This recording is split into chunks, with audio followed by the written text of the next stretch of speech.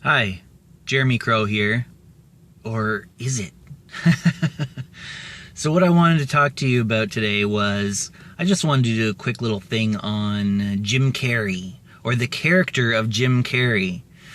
That the organism that's been playing the role of Jim Carrey for many, many years and decades has announced that he is kind of no longer playing that role, or not as much. So a lot of people are saying, oh, Jim Carrey's gone crazy, or he had a psychotic break, he's been too depressed for too long and now he thinks he's somebody else, or he's got some sort of depersonalization syndrome, or what else do they say? That he's gotten too deep into a role. Now, this is the one that they actually are right about. That he is telling us that he has gotten too deep into a role, and that role is Jim Carrey. That Jim Carrey is a character that he's been playing for his entire life. That it was not an intentional role that he intentionally, was playing, that he kind of fell into it, right? That he, built it up because he thought that these are the things that people liked, or that, would affect people in the way he wanted to affect people. And so he built up this character, and he had everyone around him supporting it, or, pushing it up, or reinforcing that role, that for him to play that role. I know exactly what he's talking about. I've experienced this as well. In fact, if I were to talk about it long enough, and it wouldn't take that long, I would start to talk to about Jeremy in the third person. Jeremy is a character. Jeremy is not the real me. Jeremy is a role. It's just my go-to character, really, if you really break it down. And that's how we all are. Even if you don't realize it, that's how it works. One time the first time that I really kind of experienced this really intensely, I was talking to a friend that had known me for, at least about 4 or 5 years or so. And I just started, telling the truth, the radical truth. Beyond any kind of limits that Jeremy would have, kept things private, or just not said what was on his mind, and just said it, and was referring to Jeremy in the third person, like I am now. And, it felt weird. It felt freeing. It felt so freeing. It was like a mild euphoria. And it's something that I can turn on and off, but you tend to fall back into the role again. It's the easy thing to do, to just fall into that role, and it's a useful thing to have, right? But that's not where the freedom is. It's a useful tool, but the real freedom is in recognizing that it's just a tool, recognizing that that character isn't you, that you are much bigger than that. Or, Jim Carrey says, or the organism that came up with the character Jim Carrey, or, had been playing the role of Jim Carrey, he said that, it doesn't exist at all. It's fictional in a sense.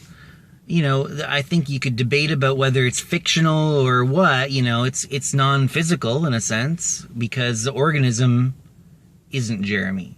The character is Jeremy. Same with Jim Carrey.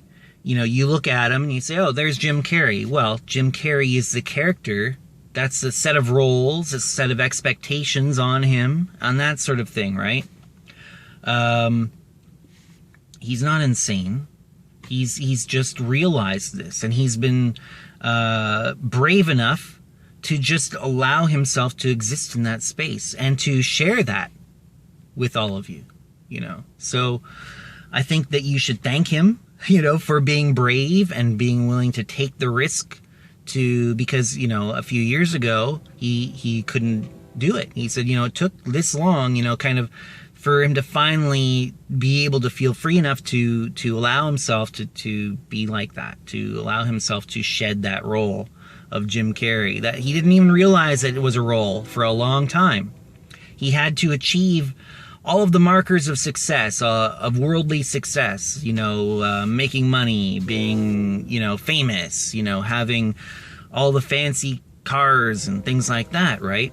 Before he could realize that that's not what was going to fulfill him, that is just it's just distraction, you know. Sure, it's nice to have nice clothes and to have you know, a nice fancy car, but you don't need that.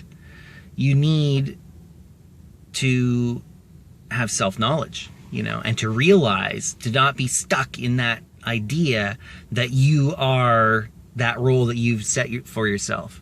You have to shed that idea in order to have the ultimate freedom, because if you're locked down into a role, then there are expectations, there are certain things that Jeremy would never do.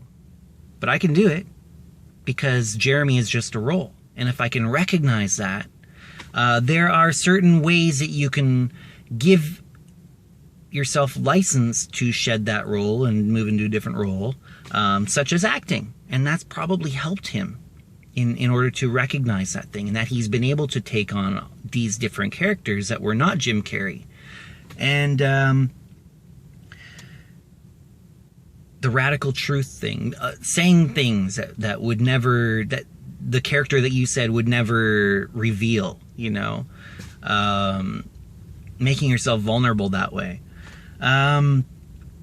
Also, dreams, lucid dreams. I've had so many lucid dreams that helped me, because it made me realize that the characters that I was interacting with in the dreams were also part of me.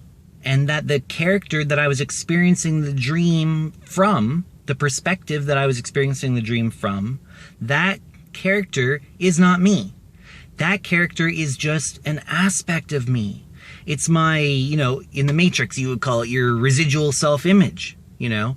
It's the part of you that you have identified with, that you accept as being part of you. The rest is kind of shadow material. The part that you've kind of rejected or not accepted about yourself, or that has been pushed aside in order to protect your mind, you know, from going insane or being severely damaged or whatever, which I've talked about a lot.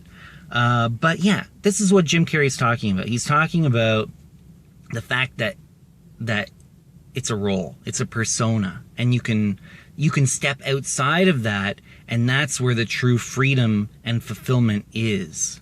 So that's what I wanted to leave you with this week. And you know, what do you think? Have you experienced that?